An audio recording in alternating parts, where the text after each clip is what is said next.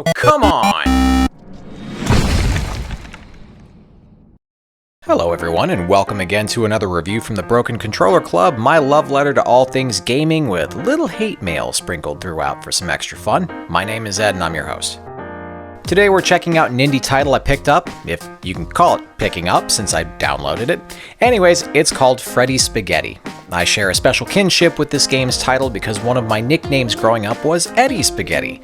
See, my torment by started at an early age, and people thought giving me awful names like that, along with such original names like Eddie Munster, Ed, Ed and Eddie, Eddie and the Cruisers, and of course Mr. Ed, were totally hilarious.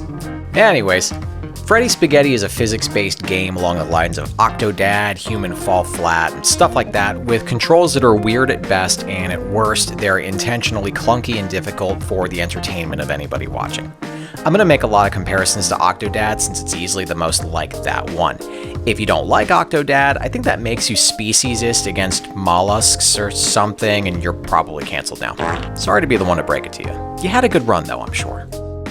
Now, Freddy is a piece of pasta, not the character on Parks and Rec, and the game uses rope physics to move him. So if you've played Octodad, you'll remember how you would have to move each tentacle individually to get him going, and Freddy's movement here is similar. It's not always 100% responsive or even consistent when you need him to haul ass away from something, but most of the time it's pretty solid. Also, there's a neat little jump move you can make him do, and the platforming segments that utilize that are actually pretty imaginative.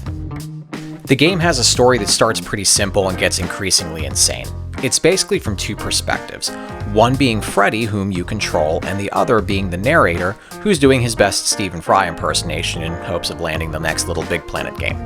The game starts with Freddy being created by Dr. P. Star, and he goes on various adventures. Some good, some that get him into a lot of trouble. There's time travel, there's him rampaging down city streets, there's even him getting into a computer program and causing trouble there. The story really moves at a breakneck speed, and it doesn't really dwell on any one setting for very long, and I thought it was pretty original. I personally didn't like some of the turns it took, but then different strokes for different folks. The art style is colorful and pretty cute. It's intentionally low budget, so even though the story is better than The Last of Us 2, don't expect it to have better graphics. Like, there's a Wild West set of levels where some of the NPCs don't even move or blink or anything. At first I thought it was lazy, but looking back it was pretty funny and added to the game's charm, and if that wasn't intentional, then, well, it worked anyway. Where this game starts to differ from Octodad is in the skill needed to get through the game. The levels are very fast and some will take you under 30 seconds, where I think the longest it took me to get through one was around 2 to 2.5 minutes. Not counting some bonus levels, there's 50 in total, and I hope you like the bloop bloop noise that you get when you get an achievement, because you unlock an achievement for every level that you beat in this. When you compare the levels here to Octodad, which takes a more deliberate and casual pace, the differences stick out a lot more. Octodad took a kind of a puzzle game approach in making the player use the physics and some clues to complete goals, whereas Freddy Spaghetti wants you to master the weird physics to the best of your ability to survive and make it to the exit of each level. The difficulty varies, and that's mainly due to the physics itself. Some levels have you doing nothing but walking from one end of the level to the other while you listen to the narration, or maybe it'll have Freddy rage out in anger and you'll have to do something unusual like break a bunch of china on a dinner table, which, by the way, is hilarious to see.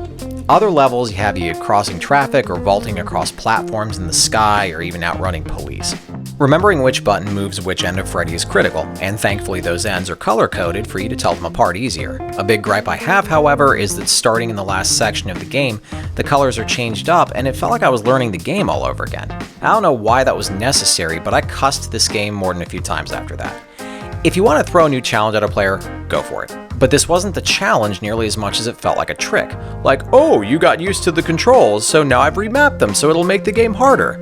Gee, thanks.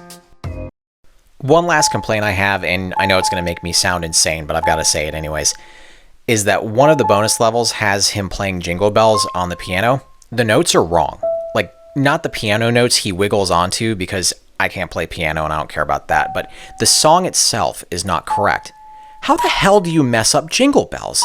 Like, I get that he's a piece of pasta and his brain power is only slightly larger than the average Kotaku or Polygon editor, but for my own sanity, why couldn't it be correct?